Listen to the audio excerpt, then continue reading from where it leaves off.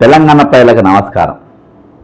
నిన్న రాత్రి నేను ఒక రాత్రి వచ్చిన రిపోర్ట్ పైన, ఫ్యాక్స్ కమిటీ రిపోర్ట్ పైన నేను ఒక వీడియో చేసిన.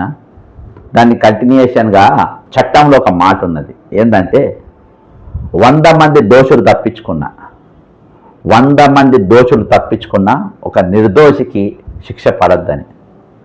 కానీ రియాజ్ ఎన్కౌంటర్ విషయంలో, కానిస్టేబుల్ ప్రమోద్ విషయంలో నిజంగా కానిస్టేబుల్ ప్రమోద్కి న్యాయం జరిగిందా?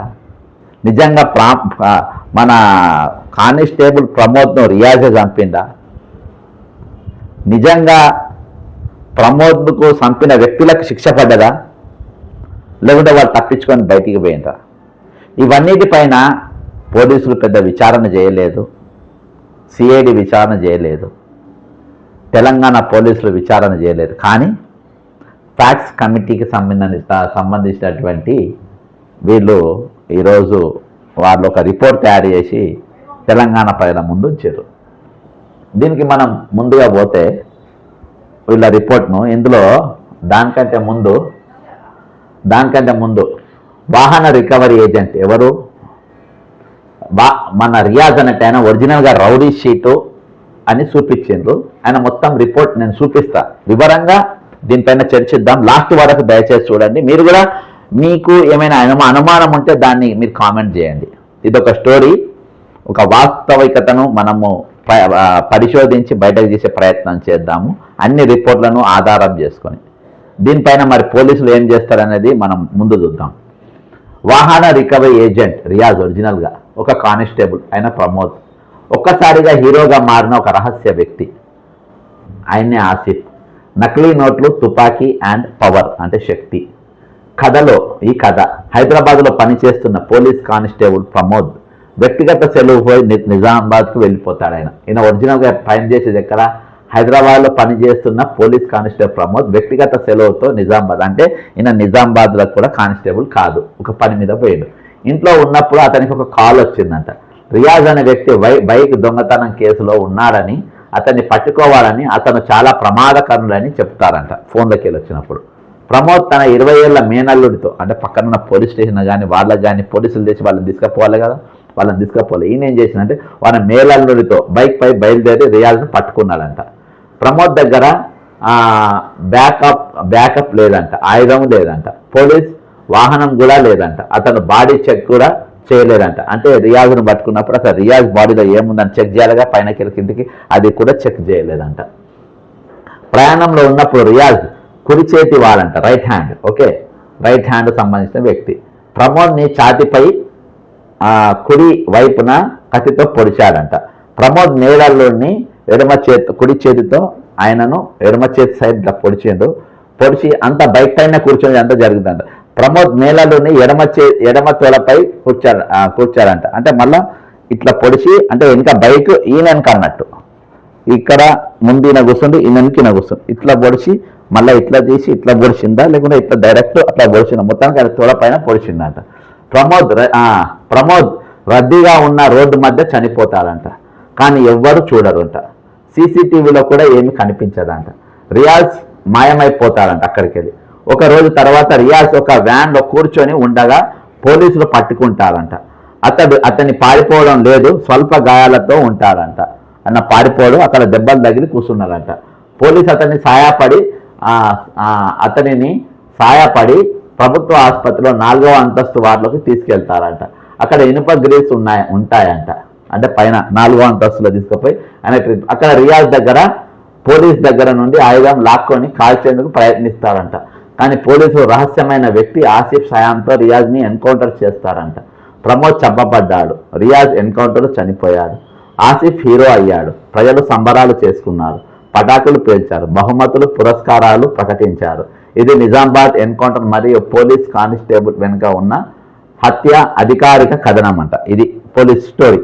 ఇక మరొక కథనం ఇంకో సైడ్కి వెళ్ళి, వాస్తవాలను కనుగోవడానికి ఒక బృందం, ఇది ఒక క్రైమ్ థ్రిల్లర్ స్టోరీ లెక్క ఉన్నది. మరొక కథనం, వాస్తవాలను కనుగోవడానికి ఒక బృందం అన్ని ప్రదేశాలను సందర్శించి ప్రజలతో మాట్లాడింది. ఇప్పుడు వారికి కొన్ని ప్రశ్నలు ఉన్నాయి. పెద్ద నేరస్తులని చెప్పబోయిన వ్యక్తిని పట్టుకోవడానికి ప్రమోద్ ఒంటరిగా 2 చక్రాల వాహనంపై ఎందుకు వెళ్ళారు? నంబర్ 1. ప్రమోద్పై జరిగిన దాడి సీసీ వీడియో ఎందుకు లేదు? రద్దీగా ఉన్నది. సంఘటనకు సాక్షులు లేరు, పౌరుల ఫోన్లలో కూడా వీడియో లేదు. ఎందుకు? ఆసిఫ్ బైక్కి ఏమైంది? రియాజ్ బాకీ చెల్లించలేదని దాన్ని స్వాధీనం చేసుకున్నారని చెబుతారు కదా. నిజామాబాద్లో నకిలీ కరెన్సీ రాకెట్ ఎవరు నడుపుతున్నారు? ఆ నకిలీ నోట్లకు ఏమైంది? ఆసిఫ్ ఎవరు? అతనికి నకిలీ నోట్లతో రాకెట్తో ఏ సంబంధం ఉంది?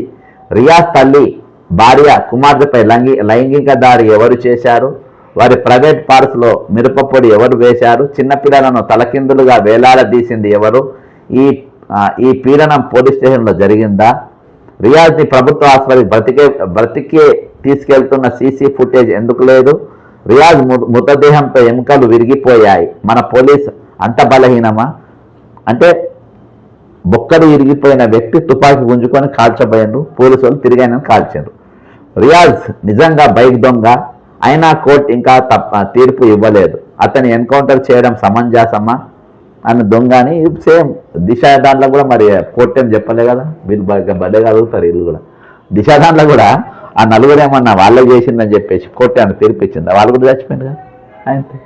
రియాజ్ని ప్రభుత్వ ఆసుపత్రికి బ్రతికే తీసుకెళ్తున్న సీసీటీవీ ఫుటేజ్ ఎందుకు లేదు? ఇదంతా ఇప్పుడు రియాజ్ నిజంగా బైక్ దొంగ అయినా కోర్టుకి ఇంకా తీర్పు ఇవ్వలేదు. అతను చేయడం ప్రమోద్ రియాజ్ హంతకుల అసలు సత్యం ఎప్పుడైనా బయటపడుతున్న అవకాశం ఉందా అసలు అనేది వాళ్ళని ఇప్పుడు ఎప్పుడైనా వెలుగు చూస్తుందా? పిఎస్ కథ కాదు. ఇది వాళ్ళు చెప్తున్న స్టోరీ.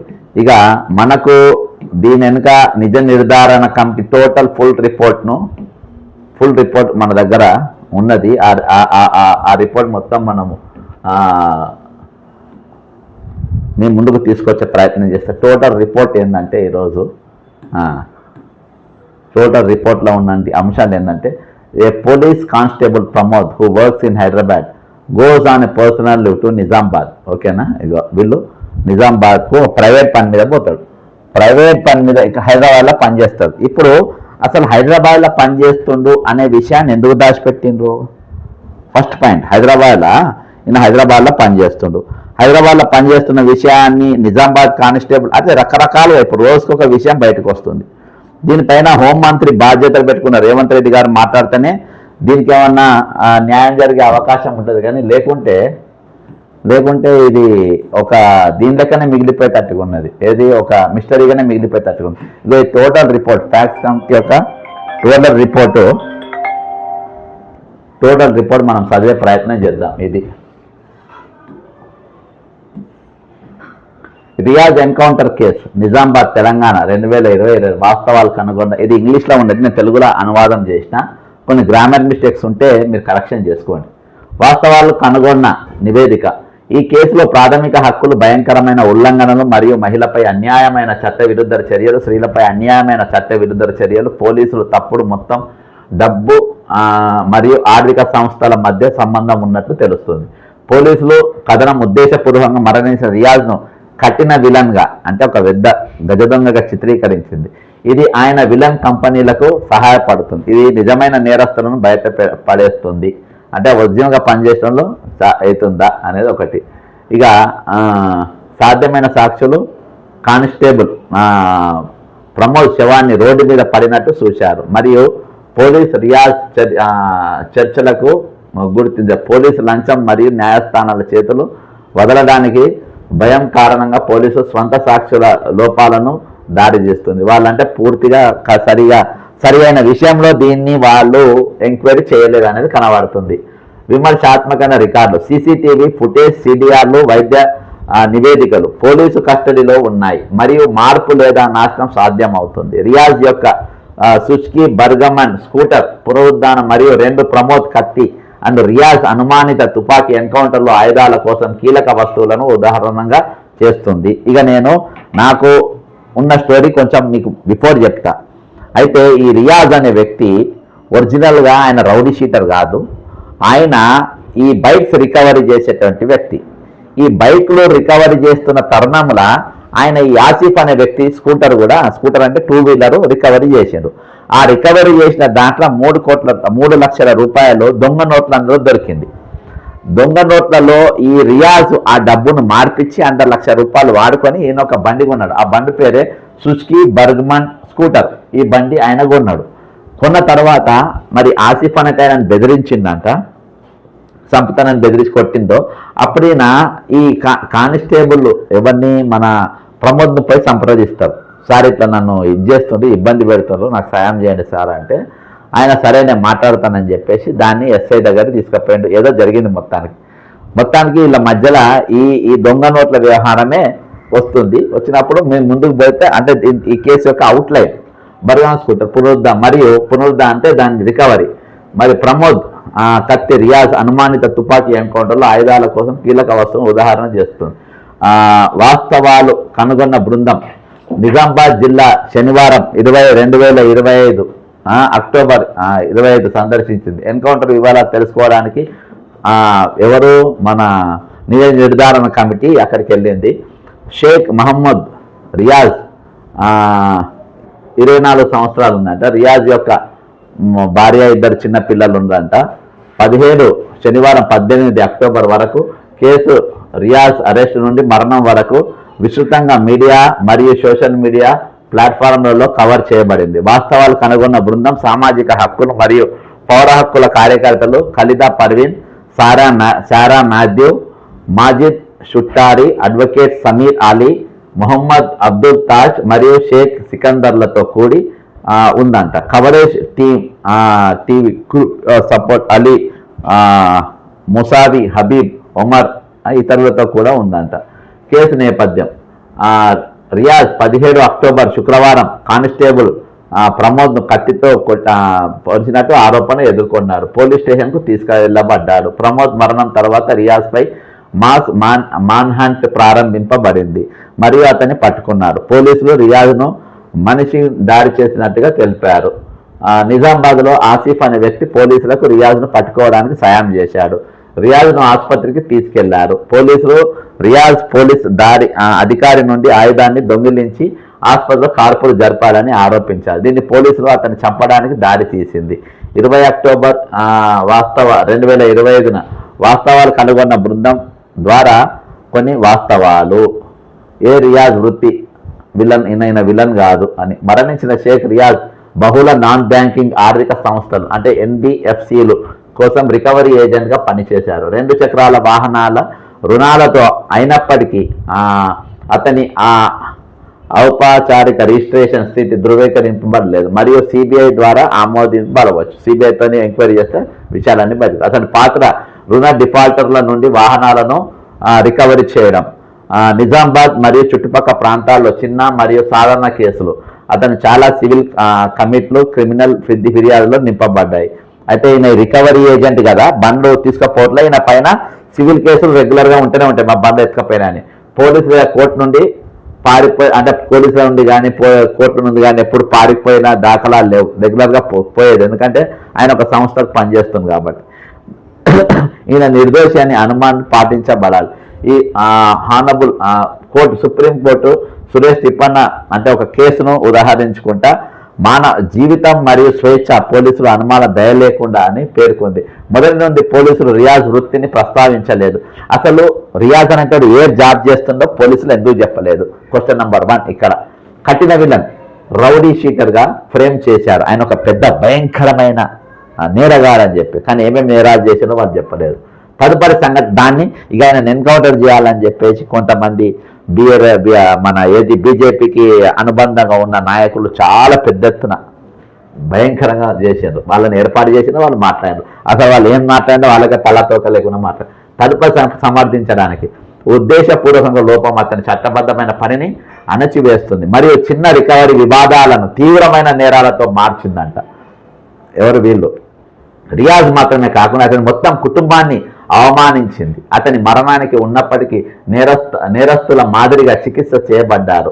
ఈ అపవాదం పోలీసులు ఈ అపవాదంలో నేరస్తులు ఆర్టికల్ 221ని ఉల్లంఘించారు. నిర్దోషి మరియు పోస్ట్ మార్టం రిప్యుటేషన్ దెబ్బతీస్తుంది. బెహువా వి ఒరిస్సా రాష్ట్రం 1995లో ఇక్కడ కోర్టు కస్టోడియల్ మరణాలు మరియు సంబంధిత అనుమానాలకు రాష్ట్రం బాధ్యత అని పేర్కొంది. ఇప్పుడు నేను అడిగేది ఏంటంటే పోలీసులను మీరు రియాజ్ను అరెస్ట్ చేసిండ్రు. రియాజ్ని ఎందుకు అరెస్ట్ చేశారు? రియాజ్ ప్రమోద్ను చంపిందని అరెస్ట్ చేసిండ్రు. ఆయన పట్టుకున్నారు, కొట్టిండ్రు. మీరు అలా భార్యను తీసుకొచ్చిండ్రు, వాళ్ళ తల్లిని తీసుకొచ్చిండ్రు, ఆయన పిల్లలను తీసుకొచ్చిండ్రు. వాళ్ళ మీద ఎందుకు అంత అమానుషంగా మీరు ప్రవర్తించిండ్రు? వాళ్ళని ఎందుకు అంతగానో దాడి చేయాల్సి వచ్చింది? రియాజ్ ఒక ఉద్యోగం మీరు ఎందుకు తెలుపలేదు? అసలు రియాజ్ అనేటోడు నిజంగా రౌడీశాన్ని చేసిన ఘోరమైన నేరాలు, ఎక్కడెక్కడ మర్డర్లు చేసిండు, ఎక్కడెక్కడ ఇవి చేసిండు, ఎక్కడెక్కడ బందిపోటు చేసిండు, ఎక్కడెక్కడ డెకాయిటీ చేసిండు అని చెప్పేసి పోలీసులు ఎందుకు చూపించలేదు? మీరు ఒక అద్భుతమైన కల్పన చదవగానే పూర్వం నమ్మినట్టుగా ఇప్పుడు జనాలు నమ్మేస్తారు అనుకుంటున్నావా? దిశ ఎన్కౌంటర్లో జరిగిన తీరులో ఇయాది పోలీసు వాళ్ళు కోట్ల చుట్టూ తిరిగే పరిస్థితి ఉన్నది. పైనోళ్ళకి ఏం కాదు, కిందోళ్ళకి తిప్పల పడతారు. అదేందా?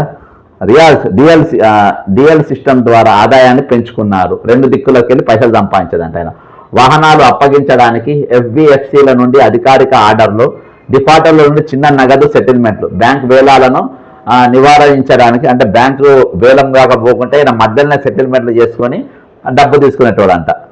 అప్పగించిన వాహనాల కోసం అతను రిమోట్ గ్రామాలలో, అంటే చుట్టుపక్కల నగదు మాత్రమే అమ్మేటోడంట. ఎక్కడ రిజిస్ట్రేషన్ సర్టిఫికెట్లు డిమాండ్ చేయబడవంట. ప్రధానంగా డొమెస్టిక్ లేదా వ్యవసాయ ఉపయోగం కోసం ట్రాఫిక్ పోలీసులు తక్కువ ఉన్న ప్రాంతాల్లో, అంటే పల్లెటూర్లలో అమ్మేదంట తీసుకుపోయి. సివిల్ విషయం క్రిమినల్ దొంగతనం ఈయన పైన లేవంట. అతనిపై 61 క్రిమినల్ కేసులు, ప్రధానంగా తప్పుడు స్నాచింగ్ ఫిర్యాదులు, సామాజిక కలంకం మరియు చట్టపైన రికవరీ ప్రక్రియను నివారించడానికి డిఫాల్టర్ల ద్వారా దాఖలు చేయబడ్డాయంట. ఈ 61 కేసులు కూడా ఎవరైతే పైసలు కట్టలేదో బండ్లు తీసుకొని వాళ్ళు పెట్టిన కేసులు అంట. ఇక పోలీసులు ఏం చెప్పిండ్రు? పెద్ద కరడు పెట్టిన నేరస్తుడు, పెద్ద రౌడీ షీటరు, అది ఇదని చెప్పిండ్రు. పోలీసులు అతన్ని మెనేస్గా చిత్రీకరించడానికి, అంటే ఒక దొంగగా చిత్రీకరించడం మరింత పెంచారంట. ఈ ఫ్రేమింగ్లో పోలీసులు నేరస్తులు వారి చర్యలను సమర్థించడానికి, ఈ కేసులను పెంచడానికి బాధ్యత వహిస్తారు. ఎవిడెన్స్ యాక్ట్ సెక్షన్ 114 కింద నిర్దోషి అనుమానాన్ని ఉల్లంఘిస్తారంట. నేను ఇంత చిన్న కేసు కోసం ఇంత పెద్దగా ఎందుకు చేసిండ్రు? అసలు 3 లక్షల తప్పుడు, అంటే ఏది దొంగ నోట్ల కనుగొనం పోలీసు రికవరీ లోపం అంట. ఒక పట్టుకున్న స్కూటర్లో రియాజ్ 3 లక్షల నగదు, అతని తప్పుడు మొత్తాన్ని డబ్బు నోట్లను కనుగొన్నది, దొంగ నోట్లను కనుగొన్నాడంట. ఫోన్పే, జీపే ద్వారా రియాజ్ 2 లక్షల చిన్న మొత్తాలు స్థానికుల నుండి రుణాలు తీసుకొని తప్పుడు నోట్లు, అంటే దొంగ నోట్లు, దాన్ని డిజిటల్ డబ్బుగా మార్చుకుంటా. అంటే ఈయన ఆ దొంగ నోట్లు వేరే వాళ్ళకి ఇచ్చిందంట. ఆ ఊర్లలో ఇస్తారు కదా, ఇచ్చేసి ఈయన దాంట్లకు గూగుల్ పే, ఫోన్ పే ద్వారా ఈయన దాంట్లో 2 లక్షలు అని దాన్ని తెప్పించుకున్నంట. ఈ పైసలతో బండి కొనుక్కున్నా, ముందు చెప్పిన కదా, బర్గ్మన్ స్కూటర్ కొనుగోలు చేసిందంట. ఇది షాకింగ్గా పోలీసులు ఈ స్కూటర్ను ఇన్వెస్టిగేషన్ సమయంలో దీన్ని తీసుకురాలేదు బయట, దీని గురించి మాట్లాడలేదు, అసలు ఇది సబ్జెక్టే ఎత్తలేదు. ఈ తప్పుడు కొనుగోలు అన్ని రియాజ్ ఆదాయాలకు సూటిగా లింక్ అంటే ఈయన వచ్చిన పైసలు ఏది, ఈ నల్ల డబ్బుతోని, ఈ దొంగ నోట్లతోని డైరెక్ట్ ఆ బండి కొనుక్కున్నది ఇది వాస్తవం. దీని గురించి ఎక్కడ కూడా డైరెక్ట్ ఈ కేసుకు లింక్ ఉన్నది, అది దొరికిపోయింది అక్కడ, కానీ దాన్ని ఎక్కడ కూడా మాట్లాడాను. ఈ ప్రధాన ఇన్వెస్టిగేషన్ లోపం, అసలు వీళ్ళ ఇన్వెస్టిగేషన్లో ఇక్కడ పప్పుల కాలేషన్, ఉద్దేశపూర్వకమైన వైఫల్యాన్ని సూచిస్తుంది. వాంటెడ్లీ చేసిండ్రు. అర్థమైందా? పోలీసులు రియాజ్ను విలన్గా ఫ్రేమ్ చేయడంలో మరియు ఆసిఫ్ను హీరోగా ఎత్తడంలో మునిగిపోయారు. బహుశా ఆసిఫ్ నెక్సెస్ భాగం, అంటే వీళ్ళతోని లింకులు ఉన్నట్టున్నాయి కాబట్టి తర్వాత సహకరించబడవచ్చు లేదా ప్రభావితం చేయవచ్చు. ఒకవేళ ఆసిఫ్ రివర్స్ అయింది అనుకో, వీళ్ళకి మొత్తం భాగవతం బయటకు వస్తుంది కాబట్టి ఆయన హీరోని చేసింది. స్కూటర్ లేకపోవడం ఆధార్ల అణచివేతపై ప్రశ్నలు లేవనెత్తుంది. RBI రెస్పాండెంట్ నంబర్ 7 సెక్షన్ 26 కింద తప్పుడు సర్క్యులేషన్పై ఓవర్సైట్ లోపానికి డిటెక్షన్ మరియు రిపోర్టింగ్ మెకానిజంలో మ్యాండేట్ చేసిందంట. కానిస్టేబుల్ ప్రమోద్ ద్వారా ఎక్స్ట్రాక్షన్ మరియు పోలీస్ ఆసిఫ్ పట్టుకున్న స్కూటర్ను మొదటి యజమాని, తప్పుడు మొత్తం డబ్బు ఉన్న, అంటే దొంగ నోట్లు ఉన్న పట్టుకున్న స్కూటర్ను మొదటి యజమాని రియాజ్ ద్వారా కొనుగోలు చేయబడిన బర్గ్మ్యాన్ కాదు. అంటే అసలు పోలీసులు పట్టుకున్న బండి అది కాదంట, అది అసలు బర్గ్మ్యాన్ అసలు ఆయన బండి ఎత్తలే అంట. ఎవరికి కౌంటర్ ఫిట్ రెస్పాండెంట్ నంబర్ 5 లేదు. ఆసిఫ్ బర్గ్మ్యాన్ ₹5 లక్షలతో రెవరేజ్గా ఉపయోగించాడు.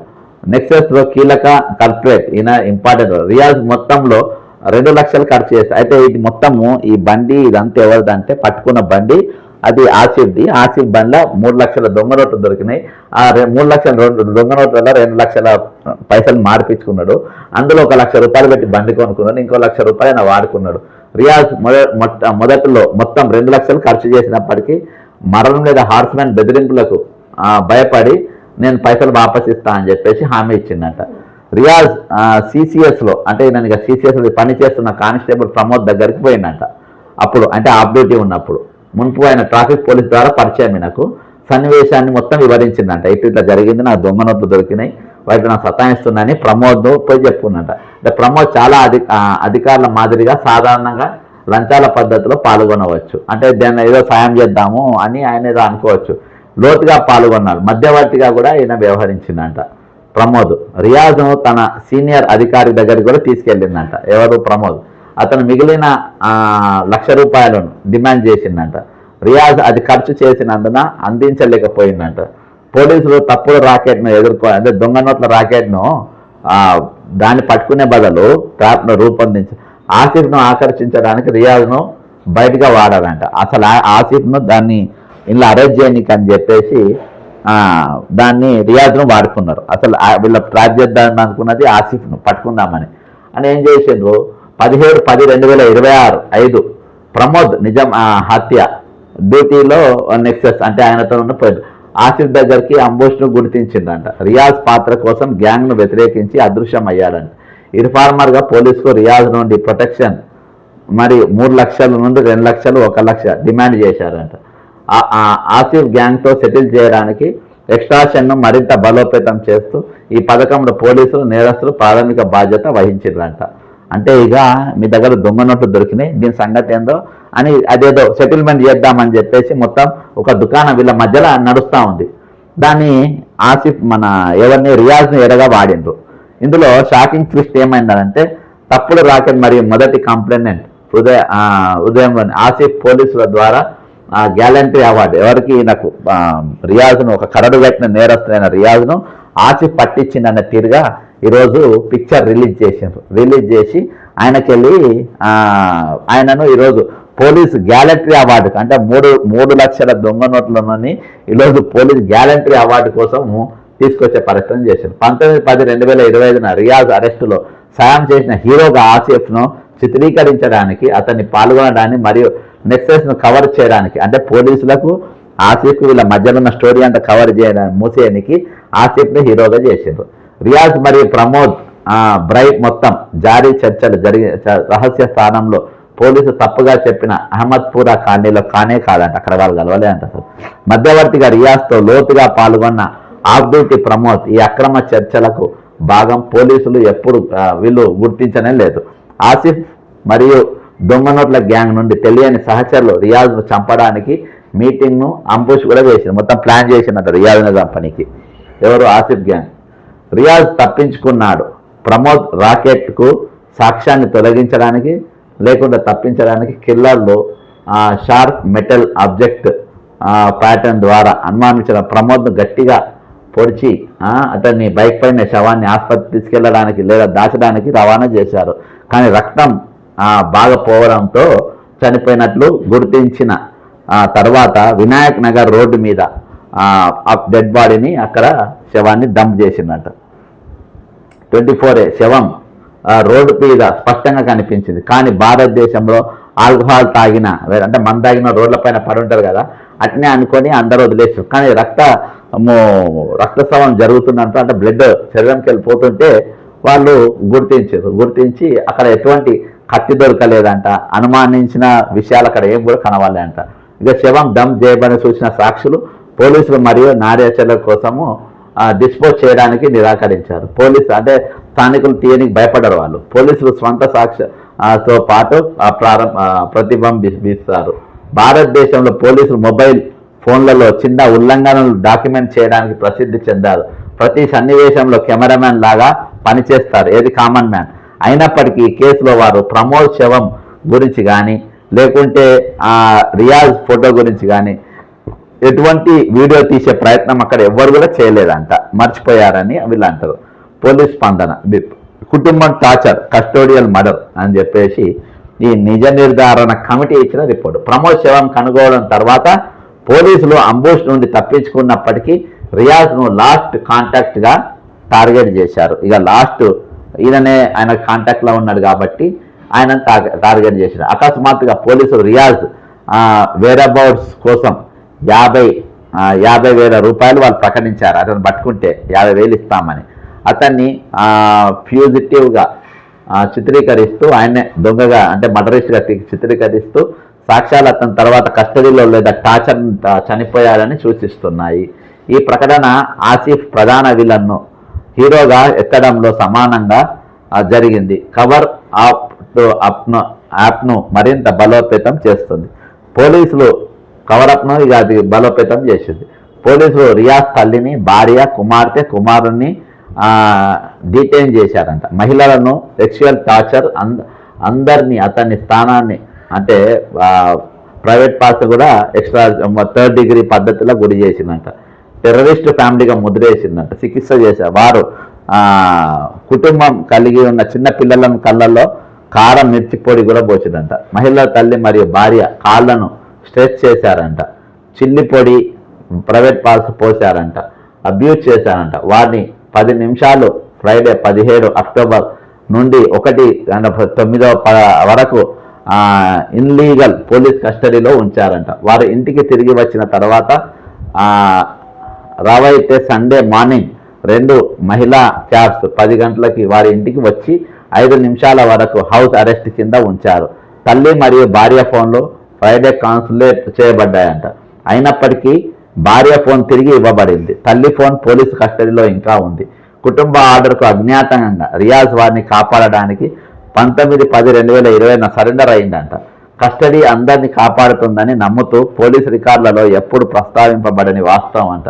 మెజిస్ట్రేట్ ముందు 24 గంటల్లో సిఆర్పిసి సెక్షన్ 51 స్పష్టంగా ఉల్లంఘన. రియాజ్ ప్రమోద్ హత్యను కన్ఫర్మ్ చేయడానికి కఠినంగా టార్చర్ చేయబడ్డాడు.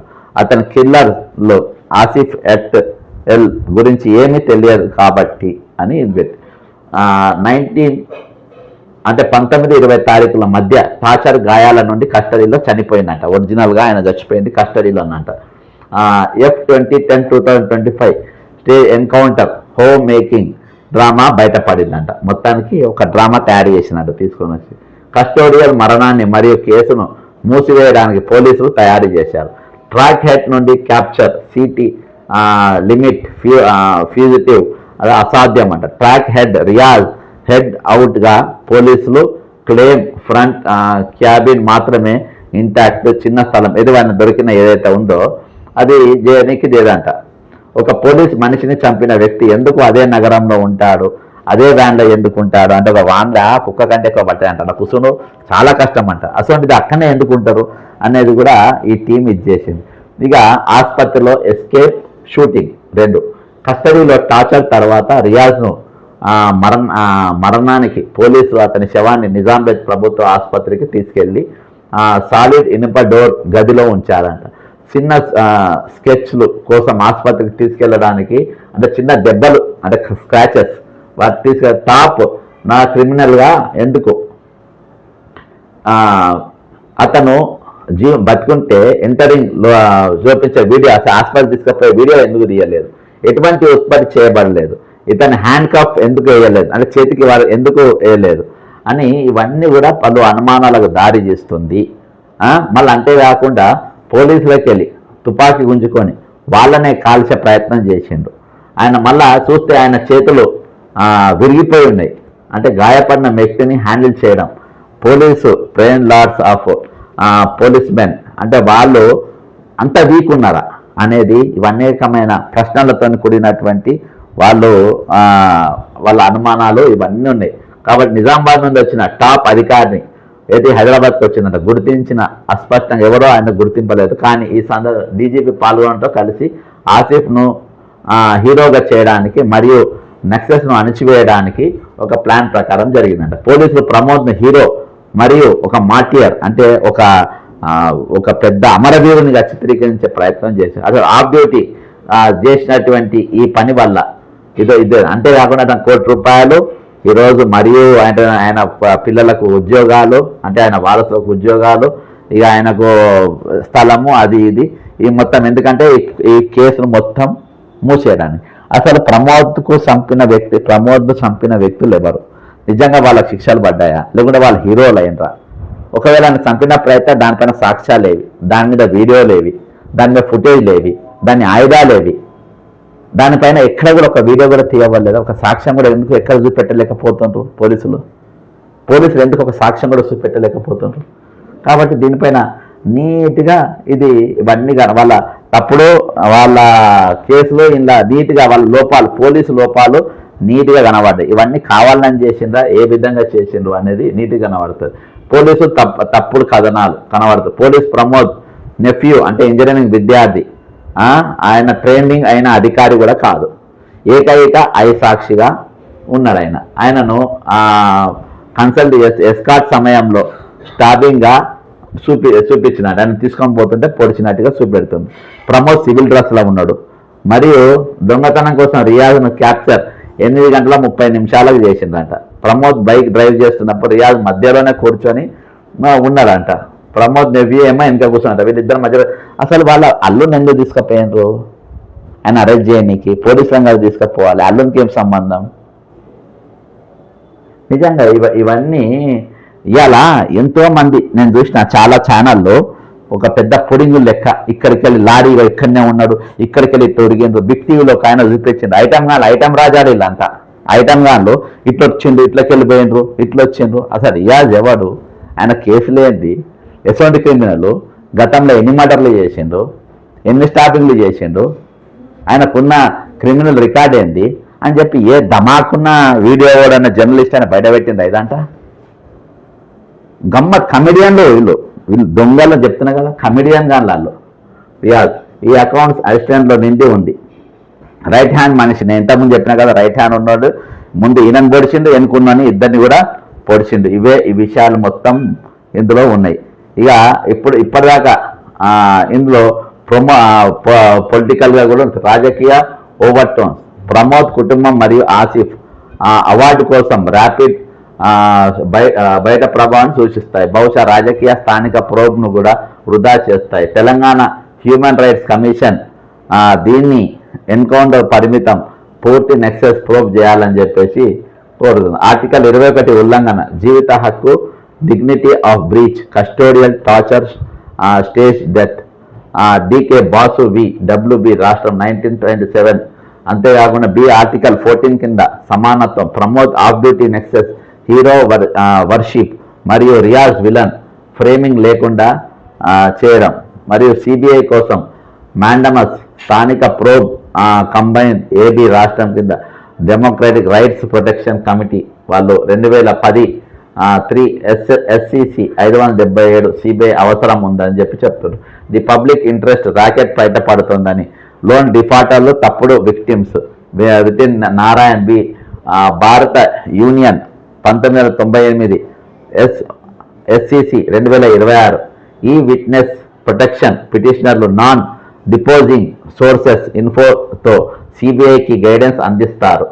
డిమాండ్స్, వీళ్ళ డిమాండ్లు ఏంటంటే సిబిఐ ఎంక్వైరీ ఉండాలి, మరియు సిబిఐ FIR రిజిస్టర్ చేసి ఇన్వెస్టిగేషన్ చేయాలి. ప్రమోద్ హత్యలోని నిజమైన దొంగలను పట్టుకోవాలి. రియాజ్ కుటుంబంపై కస్టోడియల్ టార్చర్, సెక్షువల్ హరాస్మెంట్ కింద ఎక్స్ట్రాక్షన్ కేసు పెట్టాలి. ఎక్స్ట్రాక్షన్ ప్రమోద్ HSO సీనియర్స్ పైన కేసులు పెట్టాలి. తప్పుడు మొత్తం నల్ల డబ్బు నెక్సెస్, రాజకీయ లింకులు, అంటే ఎవరు ఎమ్మెల్యే పేరు కూడా వస్తుందంట, సోషల్ మీడియాలో వస్తుంది, మరి ఎమ్మెల్యే ఎవరు, సుజ్కి బర్గ్మన్ నాన్ రికవరీ వంటి ల్యాబ్స్, స్టోరేజ్, ఆసుపత్రి డ్రామా, ఇవన్నీ కూడా బయట పెట్టాలి. CBI take over pending case, monitoring SIT ఏర్పాటు చేయాలి. డైరెక్ట్ ప్రిజర్వేషన్ ఫారెన్సిక్ ఎగ్జామినేషన్ చేయాలి. CDRలో రియాజ్ ఆఫీస్, ప్రమోద్ HSC ఇవన్నీ కూడా బయట పెట్టాలి. కాబట్టి ఈ ప్రధానమైన డిమాండ్లతోని ఈరోజు ఈ కమిటీ ఎవరైతే ఫ్యాక్ట్స్ కమిటీ ఉందో వాళ్ళు ఇచ్చినటువంటి ఒక ప్రాథమికమైన రిపోర్ట్ను వాళ్ళు ఈరోజు విడుదల చేసిండ్రు, ప్రెస్కి ఇచ్చిండ్రు. ఖచ్చితంగా నేను అనుకుంటా ఇది చాలా కుట్రపూరితంగా, చాలా ఘోరంగా ఒక సినిమాలో జరిగిన విధంగా ఈరోజు విలన్గా చూపించే ప్రయత్నం చేసిండ్రు. నేను చెప్తున్నా కదా, అదే చట్టం చెప్పిన దాని ప్రకారము 100 మంది 61 కేసులు ఉన్న క్రిమినల్గా ఆయన చూపించారు, ఒక పెద్ద రౌడీ షీటర్గా గుర్తించారు. అర్థమైందా? ఎవరైతే ఆసిఫ్ అక్కడ బండి వీళ్ళు దాచిపెట్టింది ఏంటంటే రియాజ్ బండి ఏ విధంగా కొనడానికి దాచిపెట్టారు. 3 లక్షల దొంగ నోట్లు ఆ బండ్లో రికవరీ చేసిన, అందులో 2 లక్షలు ఖర్చు పెట్టిందని దాచిపెట్టారు. ఇంకోటి వేరే స్టేషన్లో హైదరాబాద్లో పనిచేసే ప్రమోద్ లీవ్ పైన ఉన్నాడు. ఆయన లీవ్ పైన ఉన్నప్పుడు కలర్ డ్రెస్లా కడిపోయారు. ఆయన ఎంబడి ఇంకో పోలీసుని తీసుకోపోకుండా వాళ్ళ అల్లుని తీసుకుపోయాను. ఇవన్నీ అల్లుని తీసుకుపోయి మధ్యలో ఆయన గురిసెపెట్టుకుని ఇవన్నీ కూడా ఏ విధంగా సాధ్యం ఇవి? అసలు ఆసిఫ్ బండిని ఆయన ఆసిఫ్ బండిని రికవరీ చేసుకుని అనేది దాచిపెట్టారు. ఆసిఫ్ ఒక బండి అది ఆ 3 లక్షలు ఉన్న బండి ఇవేవి కూడా బయటికి పడలేదు. కాబట్టి నేను అనుకుంటా ఇవి ఖచ్చితంగా పోలీసులు చుట్టుకుంటాయి అనుకుంటున్నా. వచ్చే రోజులల్లో ఇవిగిన సిబిఐ ఎంక్వైరీకిన పోయిందనుకో, సిబిఐ ఎంక్వైరీ పోయినా, ఎందుకంటే అలా ఉన్నోళ్ళు కూడా అంత గట్టోళ్ళే ఉన్నారు, ఎవరు మామూలు వాళ్ళు లేరు, ప్రతి దగ్గర ఒక దొరుకుతారు. ఒకవేళ ఇది సిబిఐకిన పోతే మాత్రం ఇక పోలీసులు మాత్రం జింతా చికా జింతా కథ. జై తెలంగాణ, అమరవీరులకు జోహార్.